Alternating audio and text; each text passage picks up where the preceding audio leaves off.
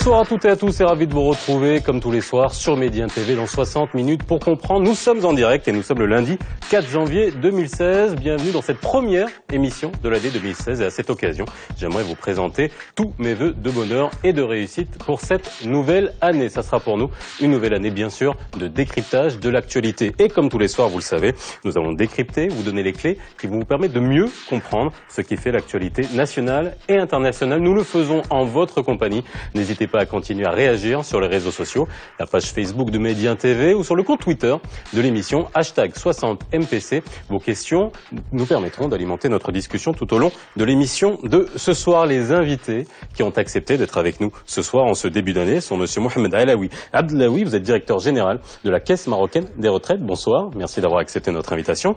Khalid Ledri, journaliste, merci d'être avec nous ce soir. Et enfin, Hassan Al-Arafi, vous êtes professeur de finances publiques à la faculté de droit de Rabat et vous êtes ancien magistrat à la Cour des comptes. La retraite est le port où il faut se réfugier après les orages de la vie. C'est Voltaire qui disait cela. Encore faut-il que ce port soit suffisamment solide. Le 22 décembre dernier, le chef du gouvernement l'a annoncé, l'âge de la retraite sera relevé à 63 ans et ce, dès 2019. Le projet de réforme sera d'ailleurs dans les tuyaux législatifs dans les prochains jours, provoquant bien évidemment de nombreuses réactions. Quel est le niveau d'urgence de cette réforme? Comment fonctionnent nos systèmes de retraite? Quels sont-ils? Quelles sont les principales mesures prévues et les impacts escomptés? Retraite, une réforme urgente mais difficile, c'est le titre de l'émission de ce soir. Le gouvernement marocain est inquiet. Le système actuel des retraites est en bout de course, selon lui. Selon des projections, d'ici 6 ans, il sera en faillite en raison de l'impossibilité de verser un seul centime aux 400 000 retraités recensés pour cette échéance. Les réserves de 84 milliards de dirhams en 2014 seront nulles en 2022. Le scénario noir déjà pronostiqué par la CMR se concrétise. Pour la première fois cette année, l'organisme a enregistré 7 mois de déficit successifs. Le déficit des caisses de retraite est passé de 1 milliard de dirhams en 2014 à 3 milliards en 2015 et il sera de 6 milliards en 2016. Le régime des pensions civiles va donc être obligé de puiser dans ses réserves de prévoyance pour financer son déficit. Or, la loi impose d'augmenter le taux de cotisation quand il ne reste plus que 2 années de réserve. Il sera donc procédé de manière automatique à une hausse du taux de cotisation de 20% actuellement à 28% à partir du 1er janvier 2019. Pour Abdelillah Benkiran, l'une des raisons de la faillite du système est le déséquilibre de la tarification appliquée. Le système de retraite verse 2 dirhams contre 1 dirham de cotisation recouvrée. Et autre source de déséquilibre, la durée des pensions s'est allongée avec l'augmentation de l'espérance de vie. Elle était de 62 ans au début des années 70 contre 73 actuellement. Le nombre de retraités passera donc de 19 000 en 2014 à 28 000 en 2020, alors que le taux de natalité, lui, a baissé et de façon brutale. En 2007, on comptait 4 adhérents pour un retraité. En 2016, on comptera seulement 2 adhérents pour un retraité.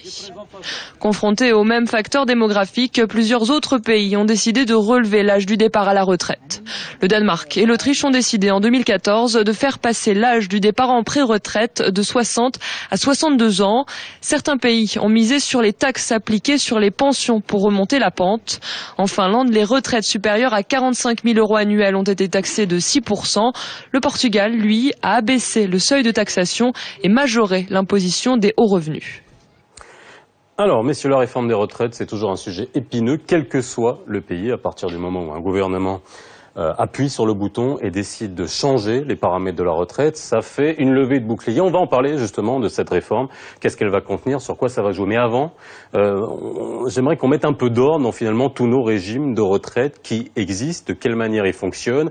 On va essayer de passer dans les coulisses pour essayer de bien comprendre comment ça fonctionne. Alors, c'est Abdelaoui, vous êtes directeur général de la CMR, qui est la Caisse marocaine des retraites. On a le régime de la CNSS, on a le régime de la RCAR et on a le régime de la CIMR. Alors, si on pouvait faire entre ces différentes... je vais laisser le professeur nous le faire voilà, de manière académique pour qu'on comprenne bien quelles sont les différences entre ces différentes caisses. Alors, bonsoir d'abord. Donc, le système de retraite marocain, il est caractérisé par la juxtaposition et la coexistence de régimes de retraite diversifiés. Il y a d'abord, comme vous l'avez signalé tout à l'heure, il y a la Caisse marocaine de retraite qui gère les pensions de personnel civil. Il y a le RKR, chacun l'appelle l'acronyme comme il veut, donc, qui gère les pensions de personnel des collectivités locales et ceux des établissements publics. Il y a aussi la CNSS qui gère les pensions de personnel du secteur privé. Et il y a un régime complémentaire, c'est la caisse interprofessionnelle qui est facultatif. Donc ce sont les 4 régimes qui existent aujourd'hui. Mais tout le problème, c'est qu'ils coexistent, mais cette coexistence, il est assortie d'un cloisonnement. L'un ne sait pas ce que faisait l'autre. Voilà, d'une manière nécessairement synthétique. Si vous me permettez, je vais apporter quelques petites précisions par rapport à ce que vous venez de dire. Seulement en donnant un petit éclaircissement par rapport à la CMR, la Caisse marocaine de retraite. Elle gère certes le régime pension civile, qui lui fait partie, enfin c'est les agents publics de l'État, mais également les collectivités locales. Sur les 150 000 employés des collectivités locales, 115 000 sont adhérents au régime pension civile, et également quelques établissements publics. Il faut bien savoir qu'en fait, le régime pension civile est un des régimes qui est géré par la Caisse marocaine des retraites. La Caisse marocaine des retraites est une institution qui a pour objectif, comme mission, en fin de compte, la gestion de différents régimes de retraite. On gère 2 par répartition, le régime pension civile et le régime pension militaire. Un régime par capitalisation qui s'appelle le régime TSCMILI. Et elle donne également des prestations pour compte de tiers, pour le compte de l'État, pour d'autres institutions. Le régime pension civile représente à peu près 50% de notre activité par rapport à ça. Ça, c'est la première précision. La deuxième précision, c'est de dire, par rapport à ce paysage global des retraites, aujourd'hui, seuls les salariés ont ce palier de protection sociale. Le premier palier, qui est celui de la maladie, je ne vais pas y revenir aujourd'hui, parce qu'il y a eu beaucoup d'évolutions, en fin de compte, par rapport à cela, mais aujourd'hui, seul un tiers de la population active a droit, en fin de compte, à ce palier de sécurité sociale qui est celle de la prestation vieillesse. L'objectif, c'est de pouvoir, là aussi, comme ce qu'on a fait en fond pour la maladie, pouvoir enfin étendre ce niveau de protection sociale. Quand on parle au Maroc, et encore plus aujourd'hui, de la réforme du régime pension civile, on parle uniquement que des 600 000 personnes qui sont, en fin de compte, salariés de l'État, directement par rapport à l'État, et non pas des 11 millions de personnes capables et en état d'activité au Maroc. Donc il faut pouvoir faire cette différenciation entre les deux.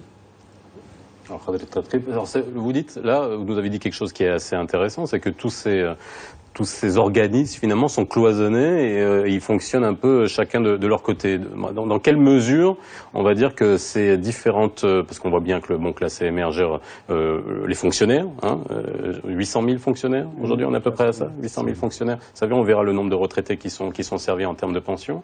Aujourd'hui, est-ce que c'est un problème, avant qu'on rentre vraiment dans les problèmes de paramétrage, qu'il y ait ces différents régimes? Il y en a beaucoup d'autres, par ailleurs, dans d'autres pays. Est-ce que c'est un réel problème d'avoir toutes ces caisses-là? Avant de répondre, j'aimerais, excusez-moi, je vais faire une entorse à la règle. J'aimerais souhaiter bon anniversaire à ma fille. Ah bah, voilà. C'est son anniversaire aujourd'hui et je lui demande pardon de ne pas être capable d'être là à la maison. Alors pour ce qui est de votre question, il est vrai que l'une des causes de la quasi pas faillite, l'une des causes des difficultés des caisses de retraite actuellement au Maroc, c'est la présence de plusieurs caisses de retraite. Et parfois, on fait des comparaisons par rapport à des pays, alors qu'on n'est pas dans la même situation. Ailleurs, nous avons un seul système de retraite qui couvre pratiquement tout le monde, comme une couverture universelle, et parfois les privés compensent les publics et vice-versa. Au Maroc, nous avons des systèmes, 2 spécialisés dans le public, que le public, fonctionnaires, etc., dans l'armée, au sein de la CMR, et 2 autres qui s'occupent exclusivement du privé. C'est la CNSS et la CIMR, qui est une association qui fournit une retraite, il n'est pas obligatoire, c'est une retraite, disons, complémentaire pour les privilégiés, ceux qui peuvent payer ce genre de prestations. Donc nous avons 580 000 salariés du secteur privé qui sont concernés par la CIMR. Par la CIMR. Voilà. Mais généralement, ce sont des entreprises qui peuvent payer parce que c'est un peu... D'abord, c'est pas obligatoire et deuxièmement, il faut vraiment avoir une assise financière pour pouvoir assurer ce genre de service. Ça, d'un côté. Alors, imaginons s'il y avait un seul système où tout le monde était adhérent, on pourrait imaginer, par exemple, que le secteur privé, qui est appelé à se développer, contrairement aux fonctionnaires de l'État, qui connaissent une stabilité, si ce n'est une régression depuis pas mal d'années, qui pourrait compenser un petit peu les cotisations, on ne se retrouverait pas, peut-être actuellement, dans la situation difficile où nous en sommes. D'ailleurs, la Cour des comptes, dans son rapport de 2011, a relevé ce dysfonctionnement et a pointé la diversité des régimes comme étant l'une des causes, pas la cause essentielle, mais l'une des causes de la faiblesse des régimes de pension au Maroc. Je voudrais apporter une petite précision par rapport à ça. Parce que c'est vrai qu'on compare cette situation, enfin, des différentes caisses au Maroc par rapport à la situation ailleurs à l'étranger. Il faut bien savoir que même à l'étranger, quand vous dites à l'étranger, plus vers le nord Europe ou alors dans les pays qui sont... Plus dans le nord de l'Europe, c'est-à-dire ceux qui ont effectivement une retraite en fin de compte pour l'ensemble de la population. C'était toujours une juxtaposition de différents périmètres de population qui ont été assujettis en fin de compte à cette protection sociale, et c'est la somme de ces différents périmètres qui fait qu'en fin de compte, à un moment donné, on a à peu près les mêmes prestations en fin de compte qui sont données en fin de compte à toute la population. C'est indirectement ce qui a été commencé à se faire enfin au Maroc.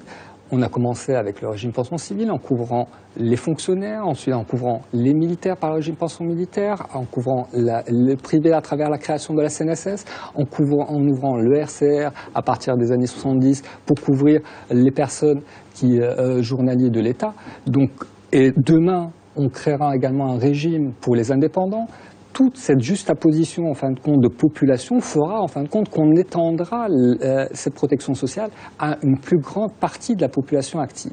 Et c'est le challenge de la réforme systémique des retraites, c'est de pouvoir créer à peu près des paramètres convergents pour qu'à terme, et là je dis à terme, dans plusieurs peut-être décennies, avoir une convergence même de prestations pour l'ensemble de la population et ne plus avoir ces divergences entre régimes d'un côté ou d'un autre. Alors, on parle souvent de retraite par répartition, retraite par capitalisation. Comment fonctionnent nos systèmes de retraite? Parce que ça va nous permettre de comprendre aujourd'hui les paramètres et cette réforme, justement, sur quoi il va falloir jouer.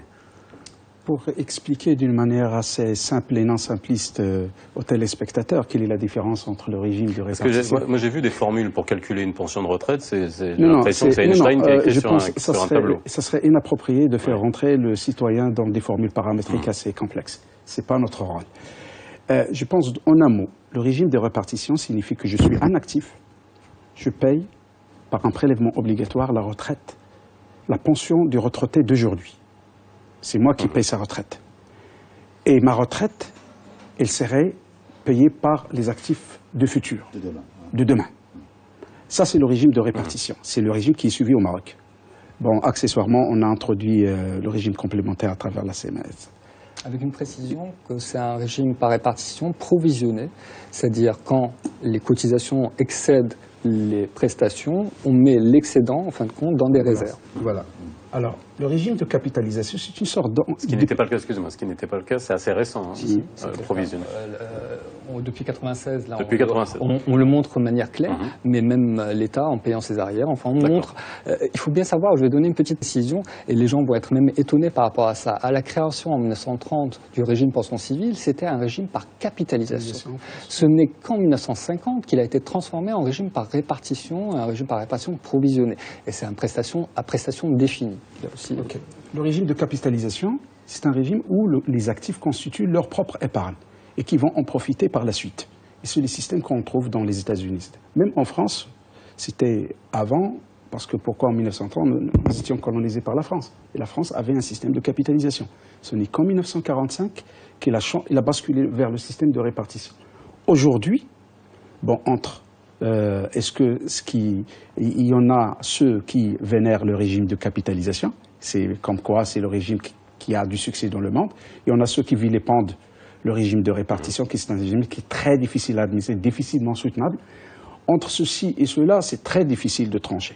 Parce que pour mettre en place un système de capitalisation, il faut vérifier beaucoup de conditionnalités, parmi lesquelles il faut qu'on ait un PIB important. Il faut qu'il ait un revenu d'abord pour qu'on puisse instaurer un système de capitalisation. Alors dans un environnement marocain, comme vous l'avez signalé, monsieur le directeur général, que aujourd'hui vous avez uniquement le 1/3 qui ont accès à leur retraite, 33% le taux de couverture, signifie que vous avez plus que 8 millions d'habitants n'ont pas de retraite. Donc c'est très difficile, ça serait utopique aujourd'hui de parler d'un régime de capitalisation au Maroc. Voilà. Moi je suis pas d'accord. On peut aller sur un système de capitalisation parce que n'oubliez pas que pas mal de travailleurs de la classe moyenne ont déjà ce qu'on appelle des comptes retraite dans leur banque. Ils le font déjà dans leur banque. Il faut juste, maintenant, en pensant la réforme, il faut ouvrir ce panier. Il y a une croissance à ce niveau-là, mais ça reste encore très confidentiel. Une croissance de chiffres. Mais ça existe. Chaque année, une croissance de Ça chiffres. existe. Parce que les gens pensent, ils savent. Moi, en tant que salarié du privé, j'ai la CNSS. Demain, je sais que je plafonne à 6 000 dirhams. Et donc, du coup, je m'adresse à ma banque. 4200.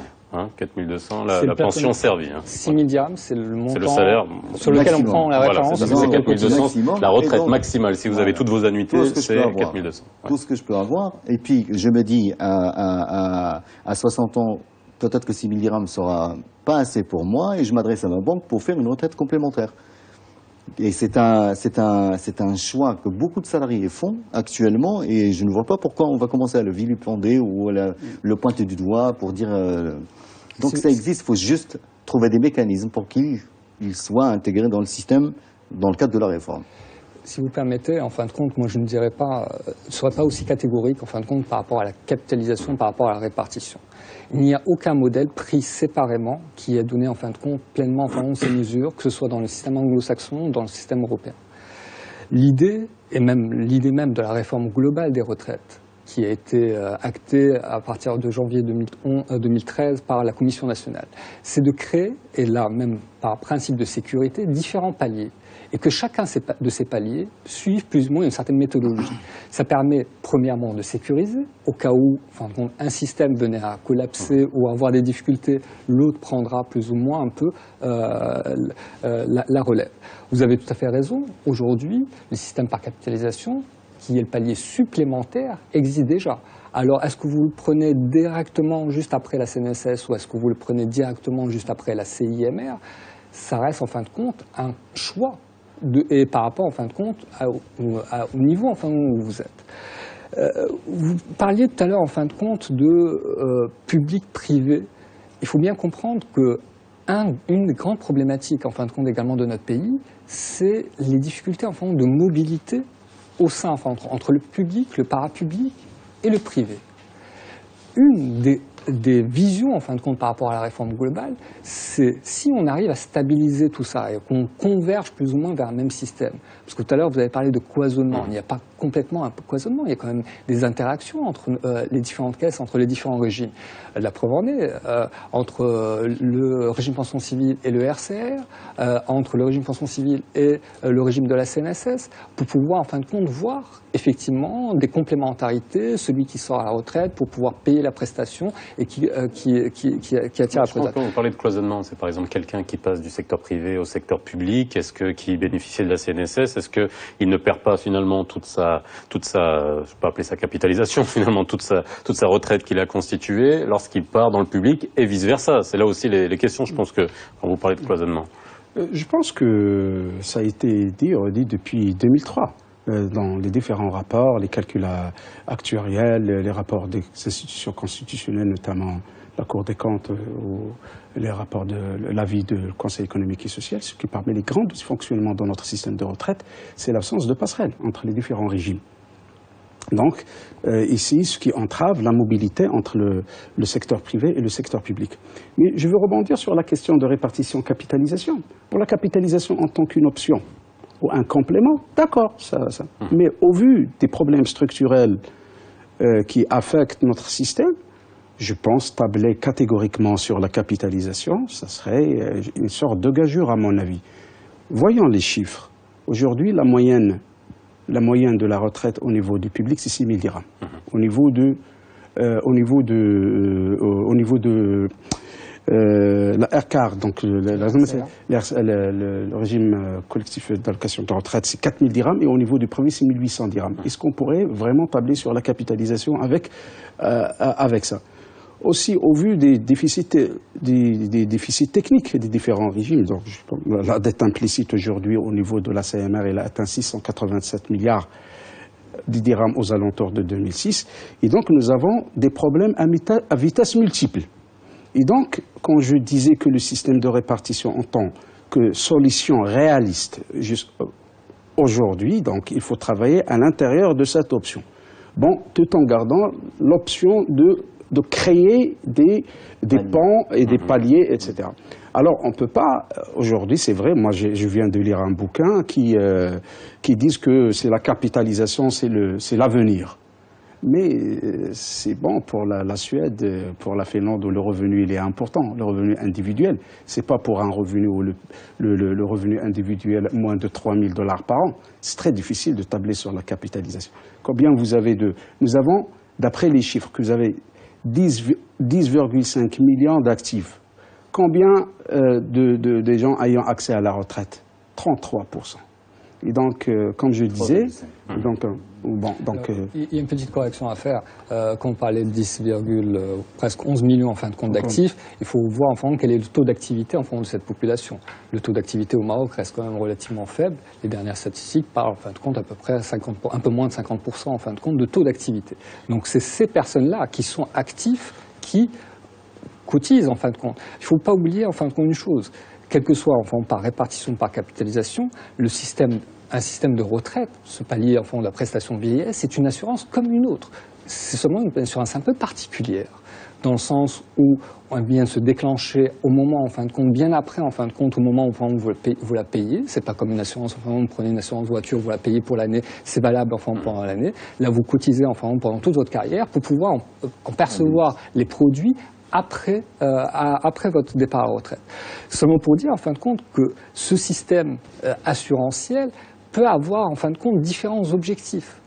La répartition offre quelque chose de primordial, qui est la solidarité. Ce que n'offre pas, en fin de compte, la capitalisation, parce que c'est un système individuel et qui vous est attribué. La répartition, vous l'avez très bien dit tout à l'heure, est un système, en fin de compte, de solidarité. Fixe.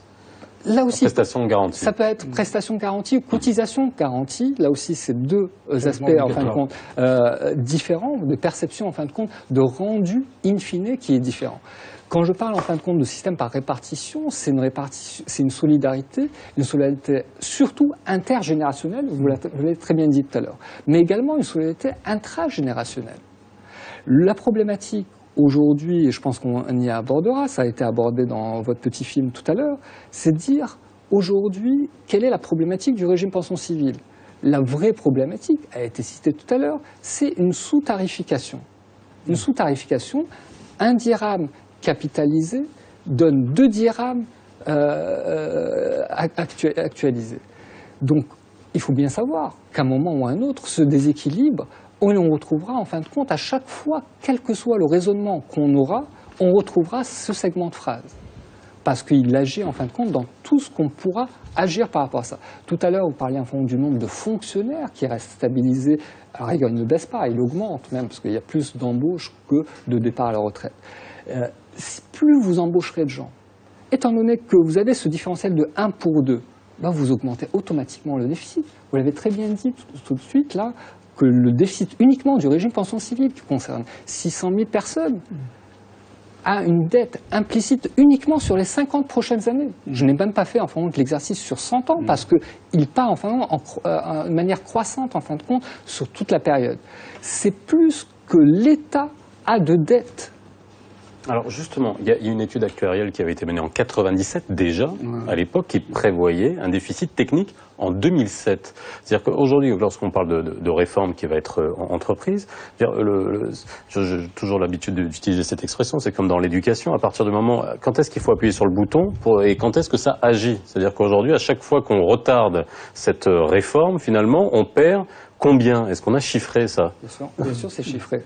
Je pense, dans votre commentaire, vous l'avez souligné aujourd'hui, d'après même les déclarations du chef du gouvernement au Parlement, il a dit que l'écart s'exacerbe d'année à l'autre. Aujourd'hui, la différence entre les prestations et les cotisations en 2015, c'est 1 milliard de dirhams. En 2016, c'est 3 milliards de dirhams.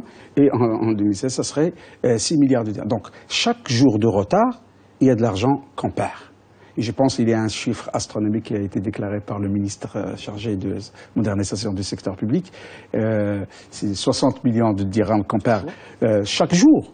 Et donc, aujourd'hui, il y a lieu de distinguer entre ce qui est important et ce qui est urgent. Ce qui est urgent, il faut arrêter l'hémorragie. Et il faut rééquilibrer ou réduire ou tempérer le déséquilibre technique structurel de la CMR.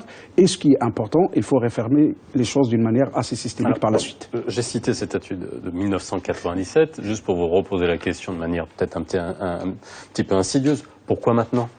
Est-ce qu'on tire la sonnette d'alarme beaucoup plus? Est-ce qu'on est vraiment dans une situation extrêmement grave aujourd'hui, plus que l'on était en 1997 ou Il faut juste faire la part des choses. Tout à l'heure, on parlait de la réforme de manière globale, tous les régimes, etc.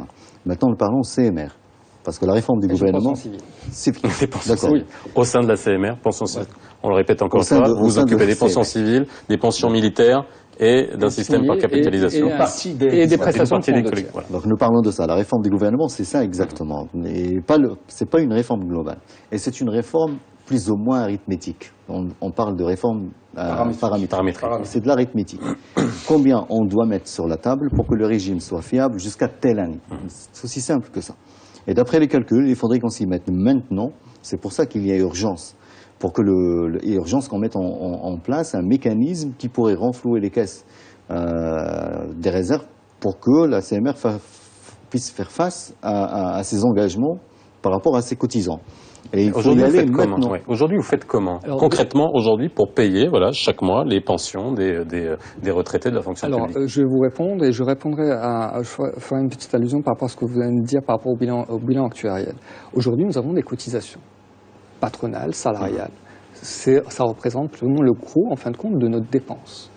Effectivement, l'année dernière et cette année, vous avez parlé en fin de compte d'un déficit d'1 milliard l'année dernière, mais c'est seulement pour l'exercice 2014. Et uniquement pour l'exercice 2015, nous prévoyons un déficit de 3 milliards, c'est-à-dire en cumulé, ça fait 4 milliards. L'année prochaine, si rien n'est fait, nous aurons un déficit de près de 6 milliards, vous l'avez très bien dit, c'est-à-dire c'est un cumul de près de 10 milliards entre seulement ces 3 dernières années. Vous pompez où l'argent? On le pompe sur nos réserves. Sur les réserves de ce régime. Ça a été cité tout à l'heure, il y a un actif à peu près de 85 milliards qui est composé de ces excédents, en fin de compte, entre cotisations et prestations qu'on a eu dans les années postérieures, et également sur les produits financiers qui ont été générés entre-temps. Un tiers de ces réserves, plus d'un tiers de ces réserves, sont constitués de produits financiers et non pas, en fin de compte, de différentiels de cotisation. Et effectivement, nous puisons sur ces réserves pour pouvoir payer le complément qu'il nous faut pour payer nos prestations. En 2022, on n'aura plus de réserves, mais nous aurons encore des cotisations. Malheureusement, elles ne pourront pas couvrir toutes nos dépenses. Je reviens uniquement par rapport au point où vous avez dit parler en fin d'études actuarielles. Il faut bien savoir, en fin de compte, que chaque année, nous faisons un bilan actuariel de ce régime. Et chaque année, nous le faisons même certifié par des experts extérieurs. Moi, j'aime bien, en fin de compte, quand on revient, en fin de compte, à des études actuarielles faites en 97, en 2000, en 2004 ou en 2010. C'est comme si, entre-temps, il ne s'est rien passé dans le précédent pays. Alors, on va voir ça, on fait une petite pause et on reviendra justement sur les contenus de la réforme. Qui ça concerne? Quelle caisse ça concerne exactement? Parce que ça ne concerne pas tout le monde.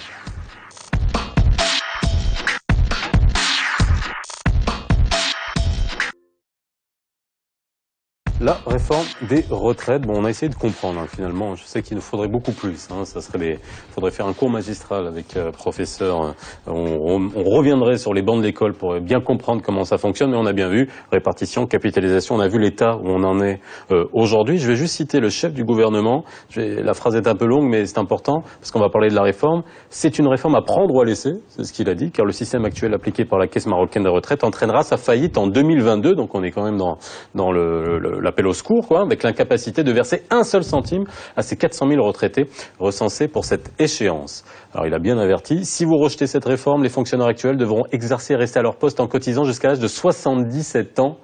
Et l'État va injecter 44 milliards de dirhams pour la caisse jusqu'en 2022 avec des tranches annuelles de 8 milliards de dirhams. Quand on entend ça, il y a de quoi quand même avoir peur. On regarde un sujet de Alison Fernandez.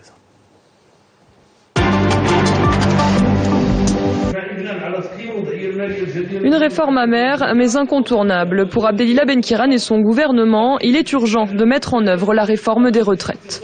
Le projet de réforme sera rapidement introduit dans le circuit législatif et devrait entrer en vigueur le 1er janvier 2017. Objectif, relever progressivement l'âge du départ à la retraite. L'idée est de le faire passer à 61 ans à partir du 1er janvier prochain, puis à 62 ans l'année suivante et enfin 63 à partir du 1er janvier 2019. Un bilan sera alors effectué. Le projet de porter l'âge de la retraite à 65 ans, précédemment préconisé par l'exécutif dans la feuille de route, a donc finalement été abandonné. La mesure ne devrait concerner dans un premier temps que la Caisse marocaine des retraites chargée des fonctionnaires. En clair, les salariés du privé affiliés à la CNSS devront attendre. Outre l'âge de la retraite, le gouvernement propose également de relever la contribution de l'État et des affiliés à raison de 4 points chacun sur 4 ans à compter de la date de la réforme. Autrement dit, le coût de cette réforme dans le budget de l'État devrait s'élever à 41 milliards de dirhams lors des 5 premières années, soit une moyenne de 8 milliards de dirhams par an. Autre mesure de cette réforme des retraites, le salaire moyen des 8 dernières années de travail servira comme base de calcul de la pension.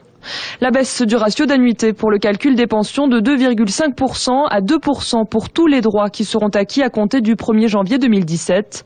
Enfin, le relèvement progressif pendant 3 ans du seuil minimal des pensions civiles et militaires et le régime collectif d'allocation de retraite de 1000 à 1500 dirhams par mois. Parallèlement, le gouvernement se penchera sur 2 autres projets de loi. Le premier vise la création d'un régime de retraite qui bénéficiera aux ouvriers indépendants, aux personnes exerçant une profession libérale et toutes les autres exerçant une activité non rémunérée. Le second ambitionne de fixer les règles régissant le régime de l'assurance maladie obligatoire pour ces catégories.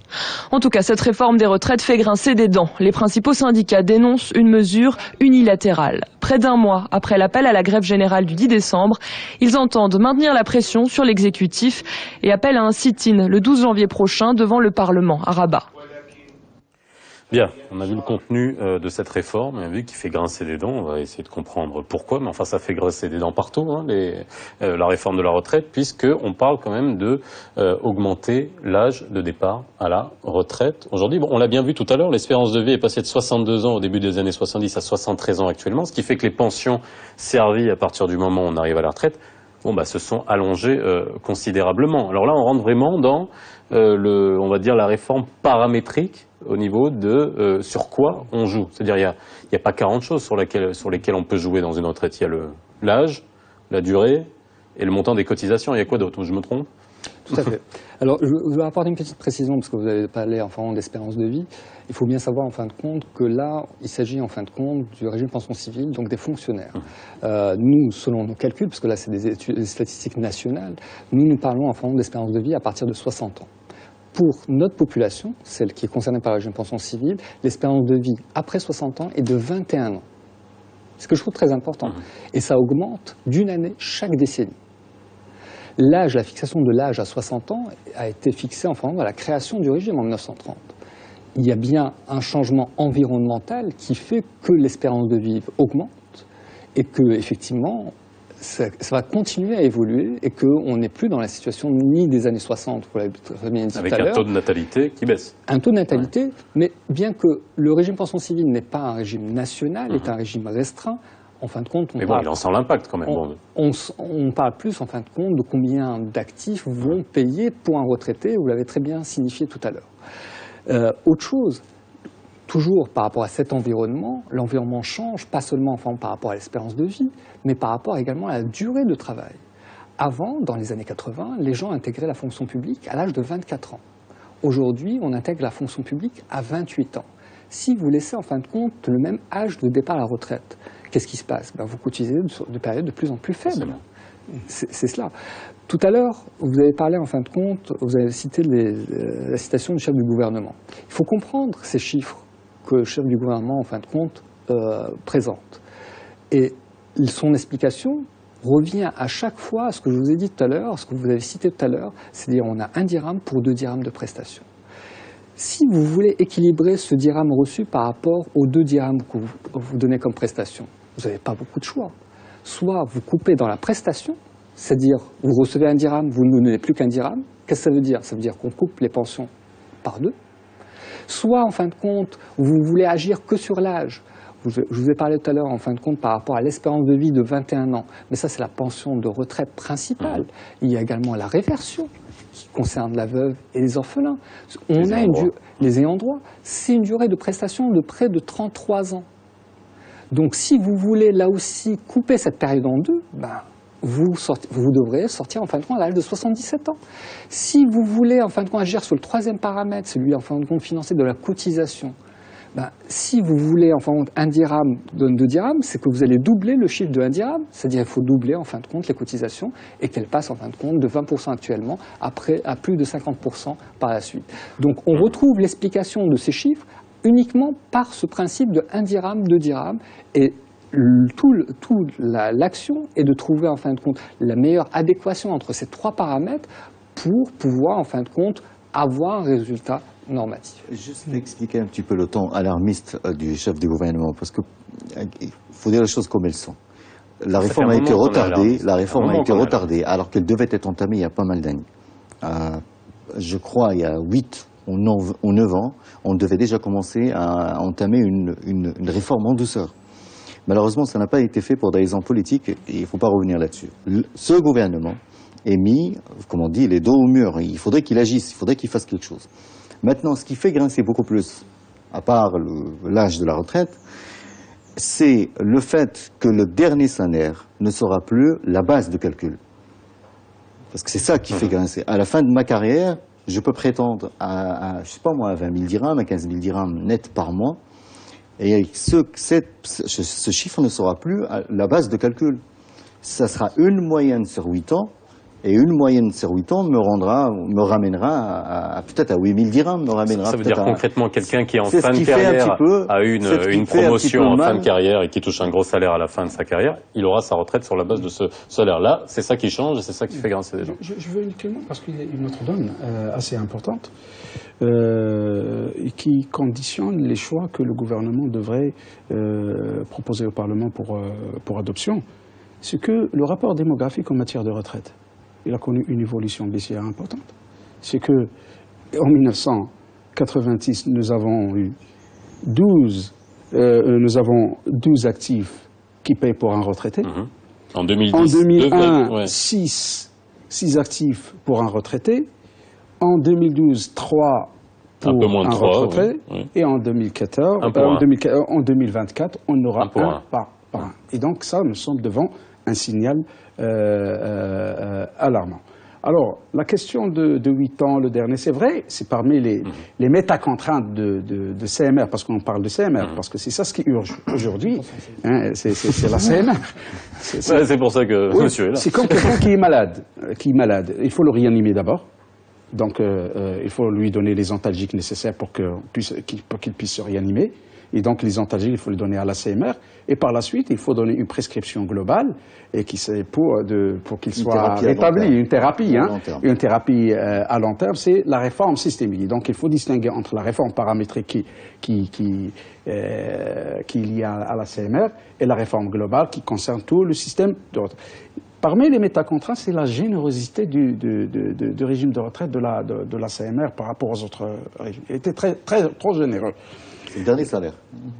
Même plus que les derniers salaires, pour toute année de cotisation, le régime offre une annuité de 2,5, soit un taux de remplacement qui peut atteindre 100% du dernier salaire. Et donc, c'est un peu compliqué, mais bon. Je vais si vous permettez, apporter une petite précision, parce que vous parlez enfin par rapport au dernier salaire. Alors, ce qu'il faut bien savoir qu'aujourd'hui, la personne, quand elle part à la retraite, c'est son salaire à 60 ans, qui est pris en référence. Demain, le chef du gouvernement a parlé d'augmentation de l'âge de 3 ans, c'est-à-dire les gens partiraient à 63 ans. Si on fait la moyenne des 8 dernières années, ça revient à dire c'est votre salaire 4 ans avant votre départ. C'est la moyenne. Donc indirectement, c'est votre salaire à 59 ans. Donc, si c'était même à 65 ans, cette moyenne-là, en fin de compte, ferait que vous sortirez avec votre salaire de 61 ans. Il faut comprendre plus ou moins un peu cette subtilité-là. Ce n'est pas, en fin de compte, le fait de dire c'est le dernier salaire, c'est quel est le salaire, en fin de compte, vous prenez en référence. C'est le salaire à 60 ans, ou bien demain, le salaire à 59 ans, ou bien après-demain, le salaire à 61 ans. Ce n'est pas la même chose. Vous parliez tout à l'heure, je rebondis par rapport à la problématique démographique, et là ça rejoint l'urgence de la réforme globale. Ce qu'il ne faut pas oublier, c'est qu'aujourd'hui, 8% de la population a plus de 60 ans. Il y a une décennie, seulement 7%, c'est-à-dire en une décennie, nous avons eu une évolution d'un point de la population qui avait plus de 60 ans. En 2030, cette population atteindra 16%. D'où l'urgence de faire enfin non seulement la réforme paramétrique du régime pension civile et d'enclencher le système de la réforme globale pour pouvoir ne pas avoir nos anciens demain démunis sans aucune ressource pour leur vieux jour. Alors j'ai une question sur Twitter de Latefa qui nous dit « Est-ce que recruter des contractuels au lieu des statutaires est à l'origine du dysfonctionnement du système de retraite d'aujourd'hui ?» Non, parce que effectivement, quand il y a un contractuel, il n'est pas adhérent au régime pension civile. Il est adhérent au RCR.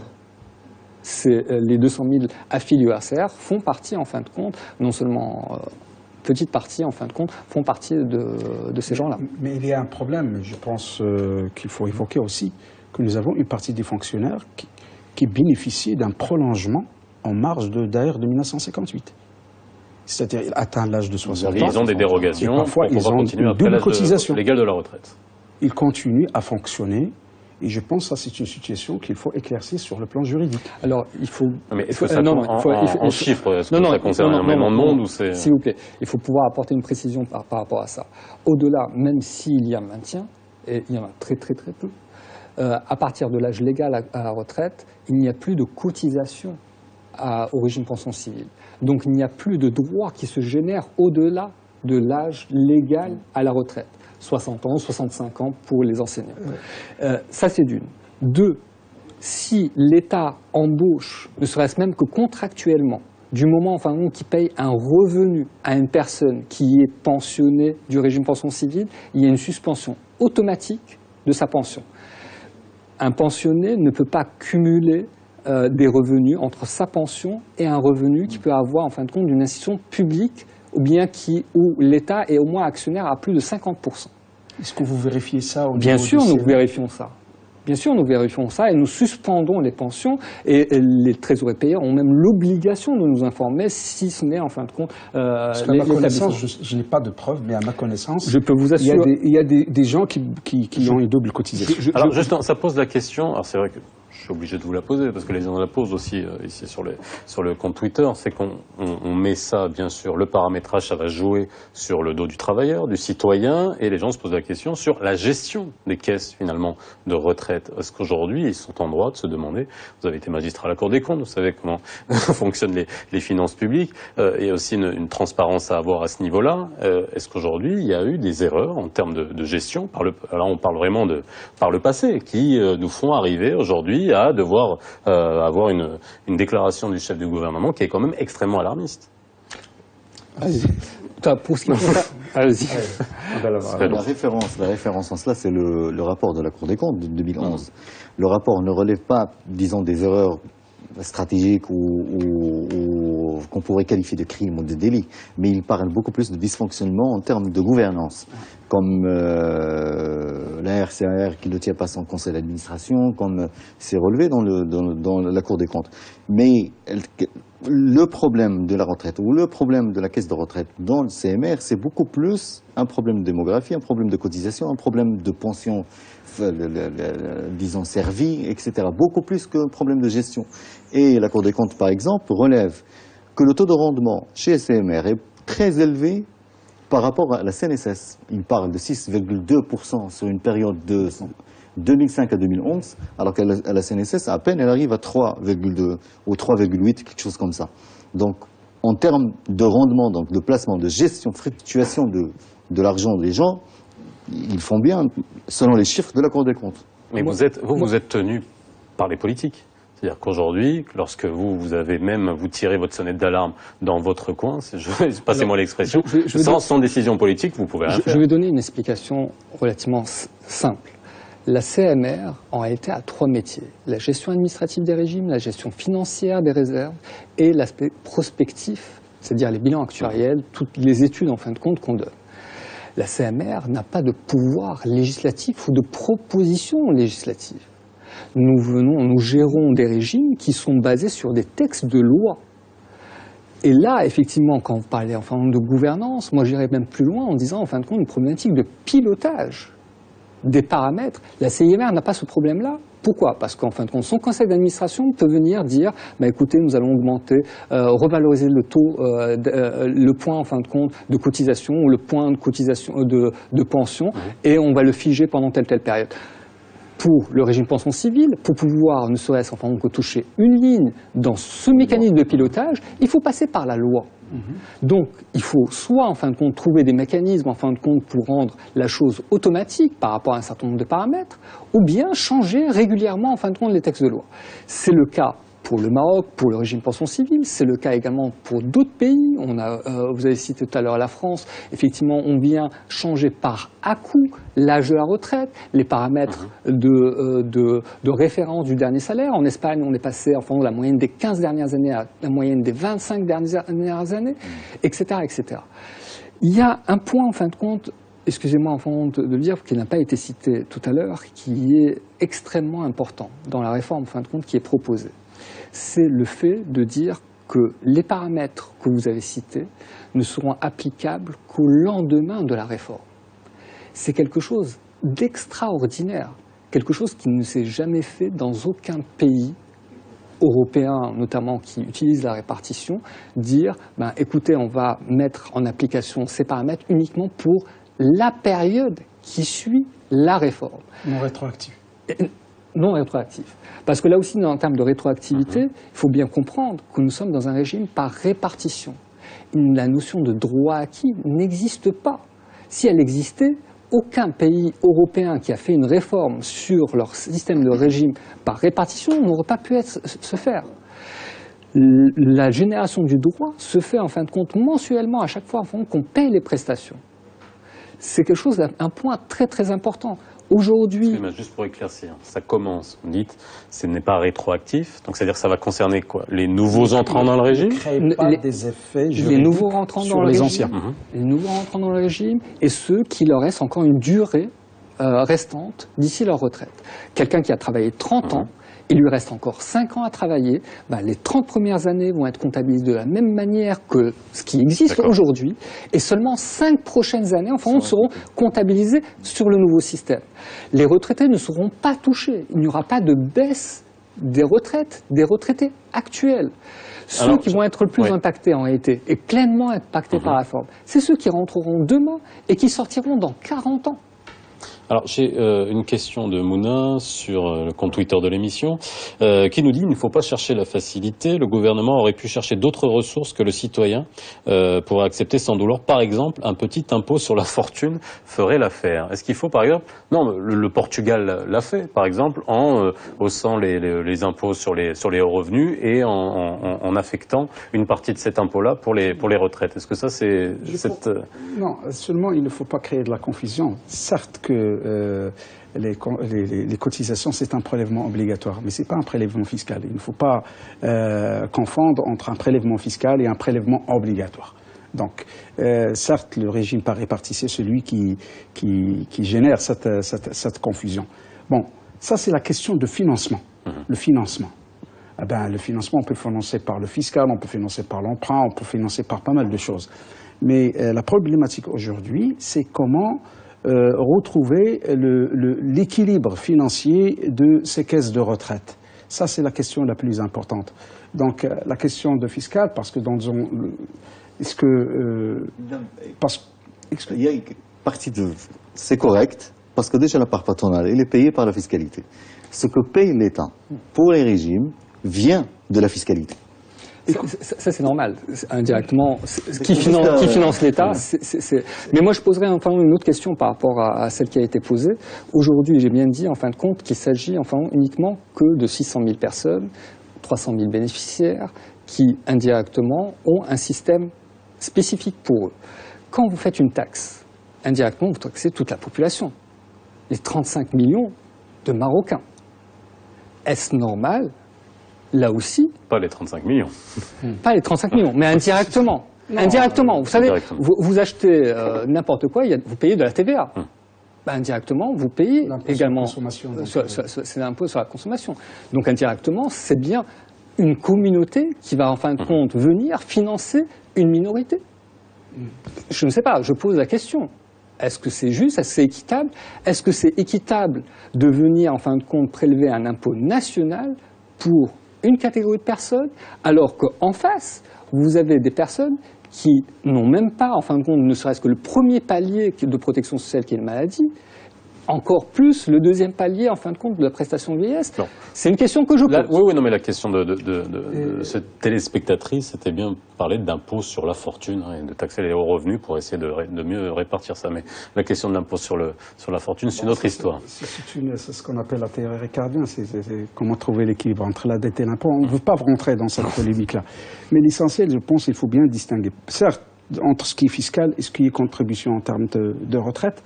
Certes, le Maroc, 86% de ses ressources sont des ressources fiscales, ne sont pas un pays rentier, mais je pense, on ne paie pas de l'impôt pour financer la retraite de quelqu'un. Bon, la fiscalité, c'est une chose, et la contribution à la retraite est une autre. Si l'État il a des responsabilités, par exemple sa contribution, les 28% qui sont prévus, qui sont à contribuer à part égale entre le fonctionnaire et l'employeur qui est l'État, bon, certainement, il est payé par l'impôt. Les 14% seront payés par l'impôt. Ça ne demande pas un commentaire particulier. Mais je ne veux pas que les citoyens ou les téléspectateurs confondent entre les contributions ou les cotisations à la retraite, parce que ça c'est 60 minutes pour comprendre. Donc il faut qu'ils comprennent quand les cotisations, ce sont des prélèvements obligatoires, mais ne sont pas des prélèvements fiscaux. Non, mais la question est pertinente. La question est pertinente. Je reviens là-dessus, tout simplement. Il faut juste éviter une comparaison entre deux pays qui n'ont pas la même structure fiscale, ni la même structure de dépenses. Le Portugal n'est pas le Maroc. Je trouve l'idée de créer une impôt sur la fortune sexy, mais pas nécessairement pour financer la retraite. On peut le faire pour faire des écoles, des hôpitaux, etc., mais pas nécessairement pour faire, parce qu'on n'est pas dans la même structure. L'investissement, par exemple, le budget de l'État, ils s'endettent pour faire des investissements publics. C'est la plus grosse partie qui intéresse l'entreprise, qui intéresse le développement du pays. On le fait par endettement. On vient de demander à l'État de créer un impôt juste pour payer la retraite des fonctionnaires. C'est un peu... Il faut éviter des comparaisons entre deux pays qui n'ont pas la même structure fiscale, n'ont pas la même structure budgétaire. Alors, il y a un autre paramètre, excusez-moi, c'est le nombre aussi de cotisants.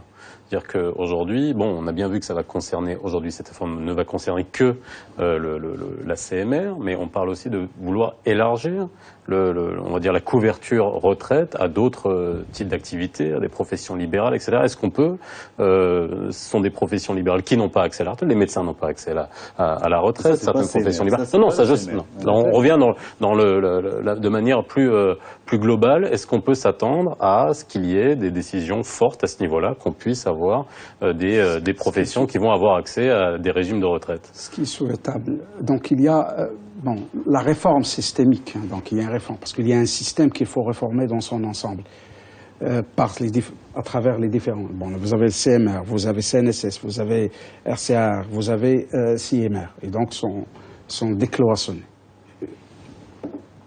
Alors, créer des régimes complémentaires, c'est toujours quelque chose qui est envisageable à travers les régimes d'assurance et de prévoyance sociale. C'est toujours quelque chose qui est souhaitable. Mais aujourd'hui, sans prétendre à atteindre une unification de système, donc ça serait utopique d'y penser, mais au moins on pourrait créer des passerelles entre ces différents régimes. Donc certes, ils évoluent à vitesse multiple. Les problèmes de la CMR, ce ne sont pas les problèmes de la CNSS. aussi bien au niveau de leur dette implicite, au niveau du déficit technique, taux de couverture, etc. Donc ça, c'est une réforme qui est assez compliquée, qu'il faut l'adopter d'une manière progressive, mais il faut y penser.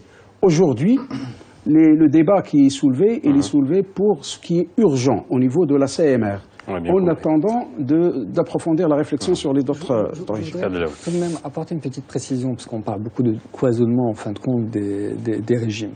Je voudrais seulement ça. Quand on me dit, en fin de compte, écoutez, il y a un cloisonnement entre la CNSS et la CIMR et l'assurance vie, pour moi, au contraire, il y a une continuité. La CNSS est plafonnée à 6 000 dirhams pour pouvoir apporter une retraite de base. La CIMR, facultative certes, peut-être demain obligatoire, vient donner un palier complémentaire par rapport à cela. La somme, en fin de compte, permet en fin de compte de satisfaire à peu près 70% du revenu. Et pour pouvoir, en fin de compte, avoir la globalité de son dernier revenu, il faut faire, en fin de compte, ce qu'on appelle les assurances vie par capitalisation.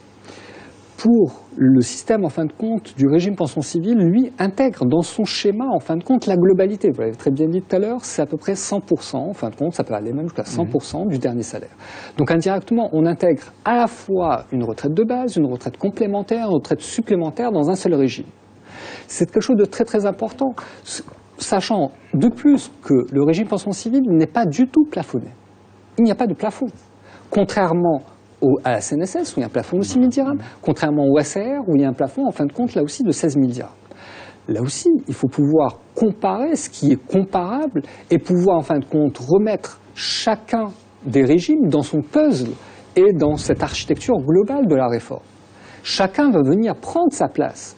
Ce n'est pas en fin de compte des systèmes cloisonnés, c'est au contraire, c'est des systèmes en fin de compte qui partent en continuité l'un avec l'autre et qui se feront en fin de compte, qui fusionneront à terme en fin de compte. Oui, mais ça reste des régimes séparés. Il faut juste, les gens, il faut qu'ils comprennent. Nous sommes à l'étape 1 de la réforme.